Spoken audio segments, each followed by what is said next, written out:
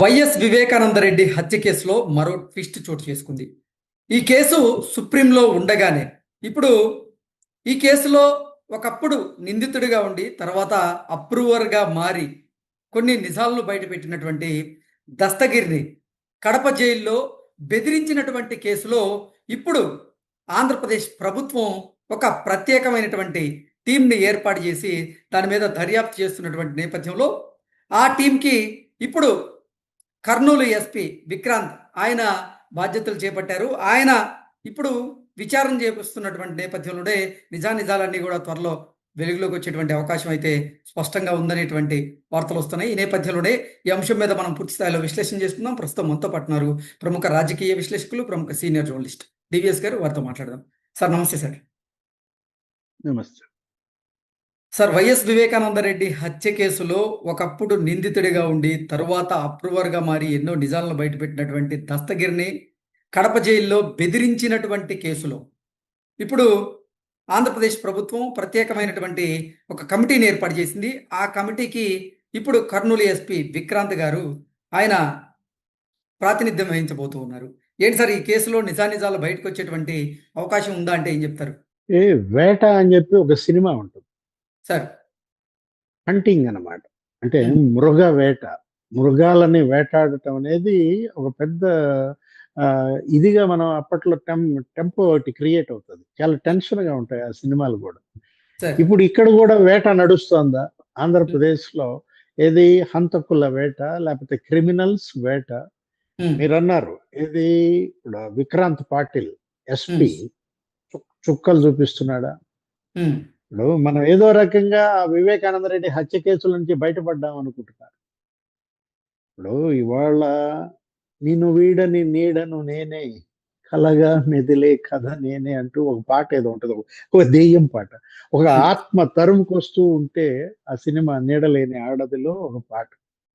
ఇప్పుడు వివేక ఆత్మ వీళ్ళని అలాగే వెంటబడి తరుముతోందా? అంటే కిరాతకంగా నరికి చంపారు ఏది వివేకానందరెడ్డిని. ఇప్పుడు మనం చూసాం దస్తగిరి మరి అప్రూవర్ గా మారాడు, స్పష్టంగా చెప్పాడు ఏంటి గొడ్డలు ఎక్కడ కొన్నాం, లేకపోతే ఎవరెవరు హత్య చేశారు, అసలు ఎవరు అతనితో బేరం మాట్లాడుకున్నారు, ఎంత ఇస్తామన్నారు. ఇదొక సుపారీ. వివేకానందరెడ్డి హత్య 40 కోట్లతో ఏమో మాట్లాడుకున్నారని, కొంత అమౌంట్ కూడా దొరికింది. ఏది ఆ మొన్న అనే అతని దగ్గర ఆ అమౌంట్ కూడా పోలీసు హ్యాండ్ ఓవర్ చేసుకున్నటువంటి దీంట్లో దస్తగిరి మొత్తం చెప్పేశాడు.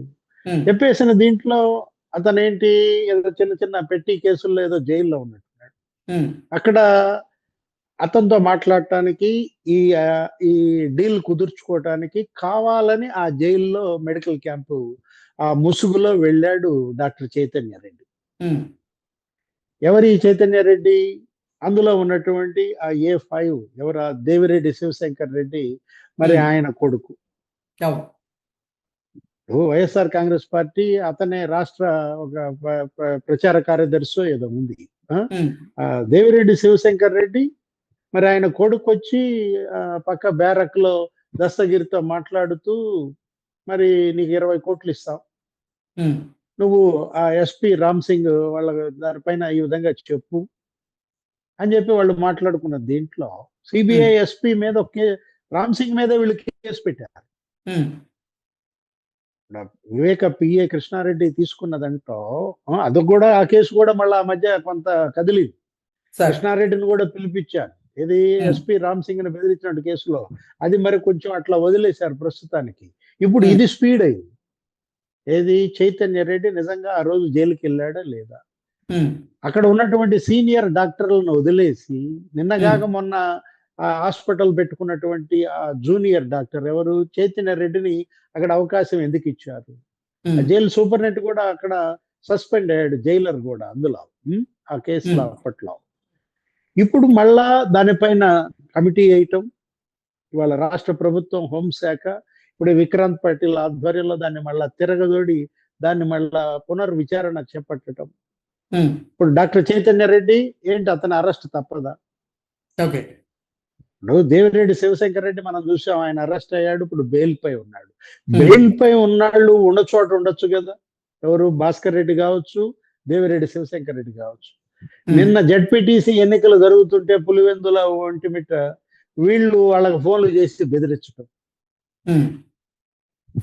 ఏది జగన్మోహన్ రెడ్డి అభ్యర్థులను గెలిపించకపోతే మేము అది చేస్తాం ఇది చేస్తాం అన్నట్టుగా. ఇప్పుడు అక్కడ హేమంత్ రెడ్డికి ఓటేయమని, ఇక్కడ సుబ్బారెడ్డికి ఓటేయమని. ఇప్పుడు భాస్కర్ రెడ్డిను దేవిరెడ్డి శివశంకర్ రెడ్డి బెదిరియటం ఏంటి? దానిపైన వాళ్ళకి నోటీసులు కూడా ఇచ్చారు మొన్న. అంటే అసలు వాళ్ళ బెయిల్ రద్దు అవుద్దా? ఇప్పుడు వీళ్ళంతా కూడా కండిషన్ బెయిల్ మీద ఉన్నారు. ఏది వీళ్ళ యొక్క ప్రవర్తన, ఇంకా మేము నైతికంగా సరిగ్గా ఉంటామని కదా మీకు ఇచ్చింది బెయిల్. ఇప్పుడు మనం చూసాం ఎంపీ అవినాష్ రెడ్డి నిన్న ఎన్నికలో ఎంత వీరంగం వేశాడు. హౌస్ అరెస్ట్ చేస్తే ఆయన ఏం చేయాలా? ఇంట్లోనే ఉండాలా. పలానా సాయంత్రం 5 దాకా మీరు బయటకు రావద్దు అని చెప్పి అక్కడ వచ్చి DSP Murali Nayak house arrest అని చెబితే అతనేంటి బయటకు వచ్చి రోడ్డు మీద బైఠాయించాడు. అందట్లో సడేమి అలాగా తప్పించుకు పారిపోయినాడు. అక్కడేదో వైసీపీ కార్యాలయం పులివెందుల ఆ ఎమ్మెల్యే ఆఫీసులో పోయి కూర్చున్నాడు. అతని కోసం అసలు అంత పోలీసుని అంత ఇబ్బంది పెట్టాల్సిన అవసరం ఏంటి? డిఐజీ ప్రవీణ్, ఆయన కోయా ప్రవీణ్ అదే వెళ్ళి వార్నింగ్ ఇచ్చాడు. ఏమండి, మేము తెలుగుదేశం ఎమ్మెల్సీ భూమిరెడ్డి రామ్ గోపాల్ రెడ్డిని కూడా అరెస్ట్ చేశాం, ఇడుపులపాయ స్టేషన్లో అతను ఉంచాం, మిమ్మల్ని కూడా హౌస్ అరెస్ట్ చేస్తే మీరు ఈ విధంగా చేయడం ఏంటని అతను క్లాస్ పీకాడు. ఇప్పుడు ఆ కేసులో ఏది ఇప్పుడు ఈ జడ్పీటీసీ ఎన్నిక అటు భాస్కర్ రెడ్డి, ఇటు దేవిరెడ్డి శివశంకర్ రెడ్డి, ఇటు అవినాష్ రెడ్డి వీళ్ళ కొంప ముంచబోతుందా? వాళ్ళ ముందస్తు బెయిల్స్ ఇవాళ కోర్టు రద్దు చేస్తుందా? పులి మీద పుట్రలాగా ఇప్పుడు ఈ చైతన్య రెడ్డి ఇతను వెళ్ళి మరి 20 కోట్లు ఇస్తా దస్తగిరి ఆ కేసులో నువ్వు ఈ విధంగా చెప్పు అని చెప్పి అతన్ని బెదిరించాడన్న దీంట్లో ఇప్పుడు చైతన్య రెడ్డి కూడా అరెస్ట్ అవుతాడా? ఇప్పటికే సునీత ఈ కేసు విషయం పైన పోరాటం చేస్తోంది. మొన్న చూసాం ఏది పుట్టినరోజు నాడు వివేకానంద రెడ్డి జయంతి సందర్భంగా వచ్చి అక్కడ గార్లెండ్ చేయాలనుకుంటే వాళ్ళ అమ్మ రావద్దన్న. మీ నాన్న చంపినప్పటి పరిస్థితి కన్నా పులివెందుల మరింత దారుణమైన పరిస్థితులు ఉన్నాయమ్మా. ఇక్కడ ఏదో జడ్పీటీసీ ఎన్నికలే వచ్చాయి, నువ్వు రావద్దు అంటే మరి స్వస్థలం అది తండ్రి జయంతి రాకుండా ఎందుకుంటుంది? ఆ ఆడబిడ్డ వెళ్ళింది, అక్కడ తన ఆవేదన కూడా మనం విన్నాం. ఏంటి శిక్ష వాళ్ళకు పడ్డట్టుగా లేదు, మాకు పడ్డట్టుగా ఉంది అంటూ. అసలు ఏ విధంగా సిబిఐ ఈ కేసు క్లోజ్ అయింది అని సుప్రీంకోర్టులో పిటిషన్ వేస్తుంది? ఇప్పుడు మన వివేక కుమార్తె సునీత ప్రశ్నిస్తోంది, కేసు కేవలం 40% మాత్రమే దర్యాప్తు పూర్తయింది, ఇంకా 60% దర్యాప్తు చేయాలి. ఇక్కడ కేవలం ఏంటి పాత్రధారులనే అరెస్ట్ చేశారు, సూత్రధారుల అరెస్ట్ ఇంతవరకు జరగలేదు. మా నాన్న హత్య ఇది ప్రపంచానికి తెలియక ముందే జగన్మోహన్ రెడ్డికి ఎలా తెలిసింది అంది. ఈ కేసులో అసలు జగన్మోహన్ రెడ్డిని మీరు ప్రశ్నించారా అని అడిగింది. అటు సాక్షిగా అయినా సరే చిన్నాన్న హత్య కేసులో సిబిఐ జగన్మోహన్ రెడ్డిని ప్రశ్నించాలి కదా, లేదు భారతీ మేడంను ప్రశ్నించాలి కదా. ఎన్నింటికి ఈ హత్య కేసు జగన్మోహన్ రెడ్డికి తెలిసింది? అజయ్ కల్లం ఆల్రెడీ చెప్పాడు, ఆయన ఆల్రెడీ 164 ఏదో ఇచ్చాడు, వాంగ్మూలం కూడా వాళ్ళు రికార్డ్ చేసుకున్నారు. కానీ ఏమంటాడు అజయ్ కల్లం, నాకు తెలియకుండా రికార్డ్ చేశారు, ఏదో మాటల్లో పెట్టారు, నన్ను మాటల్లో పెట్టి వాళ్ళు రికార్డు చేసుకుంటే దానికి నాకేంటి సంబంధం, అది 164 ఎలా అవుద్ది అని చెప్పి ఆయన లా పాయింట్ తీస్తాడు. ఆ రోజు మేనిఫెస్టో కమిటీ మీటింగు, అజయ్ కల్లం మరి ఉమారెడ్డి వెంకటేశ్వర్లు ఈ బ్యాచ్ జగన్మోహన్ రెడ్డి ఇంటికి వెళ్ళింది, ఇది హైదరాబాద్ లోనే. తెల్లారుజామున 4-5 గంటల ప్రాంతంలో జగన్మోహన్ రెడ్డి ఏంటి మేడం పిలుస్తున్నారు పైకి రండి అన్నారు. ఆయన ఈ మీటింగ్ వదిలేసి పైకి వెళ్ళాడు జగన్మోహన్ రెడ్డి. అక్కడ ఏం మాట్లాడుకున్నాడో, ఎవరితో ఫోన్లలో మాట్లాడుకున్నాడో, కిందకు వచ్చాడు, 5 గంటలు అయింది, బాబాయ్ నో మోర్ అన్నాడు. అని ఎవరు చెప్పారు? అజయ్ కల్లం చెప్పారు. ఇప్పుడు ఆ ఇష్యూలో ఉమారెడ్డి వెంకటేశ్వర్లను అడిగారా? ఇప్పుడు అజయ్ కల్లంని మీరు సాక్షిగానో లేకపోతే వాంగ్మూలమో ఇది రికార్డ్ చేస్తున్నారు. మరి అదే సందర్భంలో అక్కడ ఉమారెడ్డి వెంకటేశ్వర్లు ఉన్నప్పుడు మరి సీనియర్ మోస్ట్ ఆయన ఏంటి పార్లమెంటేరియన్ గా కేంద్ర మంత్రిగా కూడా పనిచేశారు, ఆయన ఎందుకు విచారించలేదు? అసలు ఫోన్ చేసింది ఎవరు? వాట్సాప్ లో అవినాష్ రెడ్డి ఫోన్ ఎందుకంత బిజీగా ఉంది బిట్వీన్ 1 టు 5 అర్ధరాత్రి 1 గంట నుంచి 5 గంటల దాకా వాట్సాప్లో ఆయన చాలా బిజీగా ఉన్నారని చెప్పి గూగుల్ టేక్అవుట్, వాట్సాప్ కాల్స్, ఆ రికార్డులని కూడా సునీత బయట పెట్టింది. ఎవరెవరికి ఏ ఏ నంబర్కి ఏ టైంలో ఫోన్ చేశాడు అనేది కూడా ఆమె పవర్ పాయింట్ ప్రజెంటేషన్ ఇచ్చింది. ఉమ్, ఇంత జరిగితే అవినాష్ రెడ్డి అరెస్ట్ చేశారా? సార్ అవినాష్ రెడ్డిని అరెస్ట్ చేయడానికి వెళ్తే అక్కడ ఒక పెద్ద యుద్ధం, ఒక పెద్ద డ్రామా. హైదరాబాద్ వస్తే హైదరాబాద్ నుంచి పారిపోయాడు. స్వగ్రామం నుంచి మరి వాళ్ళ అమ్మని అటు కర్నూలు తీసుకురమ్మని చెప్పి వాళ్ళ అమ్మ గుడ్డెపోటు అని చెప్పి కర్నూలు హాస్పిటల్లో చేరి ఇతను హైదరాబాద్ నుంచి కర్నూలు వెళ్ళి హాస్పిటల్లో దాక్కున్నాడు. ఉమ్, అరెస్ట్ చేయడానికి వచ్చినటువంటి సిబిఐ ఆఫీసర్లు 3 రోజులు కర్నూలు గెస్ట్ హౌస్ లో ఉన్నారు. చుట్టూతా మరి కార్యకర్తలు, లేకపోతే జగన్మోహన్ రెడ్డి సీఎం, ఆయన ఎస్పీ చేతులు ఎత్తేసాడు. లా అండ్ ఆర్డర్ నేను రక్షించలేనన్నాడు, కాపాడలేనన్నాడు. సిబిఐ మూసుకుని బయటకు వచ్చేసింది. టెక్నికల్ గా అరెస్ట్ చూపించారు తప్ప అవినాష్ రెడ్డిని అరెస్ట్ చేయలేదు. టెక్నికల్ గా బెయిల్ ఇచ్చారే తప్ప అదంతా ఒక డ్రామా అనేది చిన్నపిల్లల్ని అడిగినా కూడా చెప్తారు కదా. అవును. మరి సుప్రీంకోర్టు మొన్న అడిగింది సిబిఐని ఏమని, ఈ కేసు ఏ స్టేటస్ లో ఉంది, మీరు క్లోజ్ చేశారా లేదా అంటే ఉమ్, సుప్రీంకోర్టుకి సిబిఐ ఏం చెప్పింది, కేసు దర్యాప్తు పూర్తయింది అన్నది. ఉమ్, కేసు దర్యాప్తు పూర్తయింది అని ఎలా చెప్తారు, ఏ విధంగా చెప్తారు?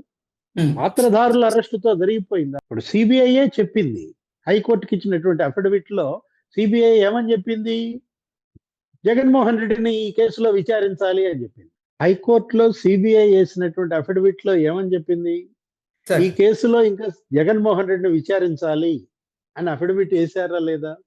ఉమ్, ఈ కేసులో జగన్మోహన్ రెడ్డిని విచారించాలి అని చెప్పి మీరు హైకోర్టులో అఫిడవిట్ వేసి మరి జగన్మోహన్ రెడ్డిని ఎందుకు విచారించలేదు? ఉమ్, హైకోర్టుకేమో జగన్మోహన్ రెడ్డిని విచారించాల్సి ఉంది అని చెప్తారు, ఉమ్, సుప్రీంకోర్టులోనేమో విచారణ పూర్తయిందని చెప్తారు. సార్ ఇక్కడ సిబిఐ డబుల్ స్టాండర్డ్స్ కనపడుతున్నాయి. ఉమ్, ఇప్పుడు సిబిఐ ఏం కోరుకుంటోంది, ఈ కేసును ఒక లాజికల్ ఎండకి తీసుకురావాలనుకుంటుందా లేదా, హంతకులకు కఠిన శిక్ష పడాలని కోరుకుంటుందా లేదా? సార్ అంటే ఇది మళ్ళా ఇంకొక ఇది కాకూడదు. ఏది ఉమ్, ఇవాళ ఈ కేసులో నుంచి ఈ హంతకులు ఈ విధంగా తప్పించుకున్నారు అని రేపొద్దున ఇంకా ఇంతకన్నా కిరాతక హత్యల్లో నుంచి హంతకులు తప్పించుకునే ప్రమాదం ఉంది. ఉమ్, సిబిఐ చేస్తున్నటువంటి ఈ తప్పులు ఇవాళ ఏంటి, హంతకుల పాలిట వరాలుగా మారుతాయి భవిష్యత్తులో. అది ఓకే. తెలుసుకోవాలి సిబిఐ. హైకోర్టులోనేమో జగన్మోహన్ రెడ్డిని విచారించాల్సి ఉంది అని చెప్పింది, ఉమ్, సుప్రీంకోర్టులోనేమో కేసు క్లోజ్ అయిందని చెప్తోంది. ఇంకా మీరు గనక పునర్విచారణ చేయమని ఆదేశిస్తే చేస్తామంటది. ఉమ్, అంటే బంతి సిబిఐ కోర్టులో లేదా? సార్ బంతిని సుప్రీంకోర్టులోకి తన్నాలని సిబిఐ ఎందుకు కోరుకుంటోంది అంటే ఉమ్, సుప్రీంకోర్టు ఆదేశిస్తే పునర్విచారణ చేస్తుందంట, కేసు విచారణ కొనసాగిస్తుందంట. ఉమ్, అంటే ఎందుకు భయపడుతోంది, ఎవరికి భయపడుతోంది? ఇవాళ సిబిఐ యొక్క ఆ చిత్తశుద్ధి ప్రజల్లో ప్రశ్నార్థకంగా మారింది. ఓకే. వివేకానంద రెడ్డి హత్య కేసు ఇవాళ వ్యవస్థలకు ఒక సవాల్గా మారింది. ఇవాళ హంతకులకు వ్యవస్థలకు మధ్య ఒక ఛాలెంజ్గా మారింది. వ్యవస్థలది పైచేయి అవుతుందా, లేదు ఈ హంతకులదే పైచేయి అవుతుందా? ఇక్కడ వ్యవస్థ ఇవాళ ఏంటి బలహీన గనక పడినట్లయితే ఉమ్, ఇంకా ఇది భవిష్యత్తులో మరి ఇంకెన్ని ఇలాంటి ఉపద్రవాలు ముంచుకొస్తాయో అది తెలుసుకోవాలి. సుప్రీంకోర్టు కూడా సిబిఐని టైట్ చేయాల్సినటువంటి అవసరం ఉంది. వివేకానంద రెడ్డి హత్య కేసు ఈ మాత్రం కొనసాగిందన్నా, దర్యాప్తు ఈ మాత్రం ఒక 40% అన్నా కంప్లీట్ చేశారన్నా కూడా దీనికి కారణం కేవలం న్యాయస్థానాలే. ఏది హైకోర్టు, సుప్రీంకోర్టు కఠినంగా ఉండబట్టే వీళ్ళ అరెస్టులు ఇవి కూడా జరిగాయి. లేకపోతే ఇది కూడా కంటి తుడుపుగానే నడిపేవాడు. ఓకే. దీన్ని మాత్రం ఉదాసీనంగా ఉండే ప్రసక్తి లేదు. సుప్రీంకోర్టు ఈ విషయంలో సిబిఐ దీన్ని ప్రతిష్టాత్మకంగా తీసుకోవాలి. మొత్తం కేసు విచారణని ఒక లాజికల్ ఎండ్కి తీసుకురావాల్సిన బాధ్యత అటు న్యాయస్థానాల మీద ఉంది, ఇటు దర్యాప్తు సంస్థ మీద ఉందన్నమాట. సునీత పోరాటం అడవి కాచిన వెన్నెల కాకూడదు, సునీత పోరాటం అరణ్య రోదన కాకూడదు అన్నమాట. ఏ ఆడబిడ్డకి రాకూడని కష్టం ఆ ఆడబిడ్డకు వచ్చింది. ఆమె పోరాటం గెలవాలి. ఆమె పట్ల ఇవాళ ఆంధ్రప్రదేశ్ ప్రజలే కాదు, మొత్తం ప్రజలందరూ కూడా సునీత పోరాటం వెనుక సంఘీభావంగా నిలబడిందే కారణం అదనమాట. Okay. Okay sir. Thank you so much. నమస్తే.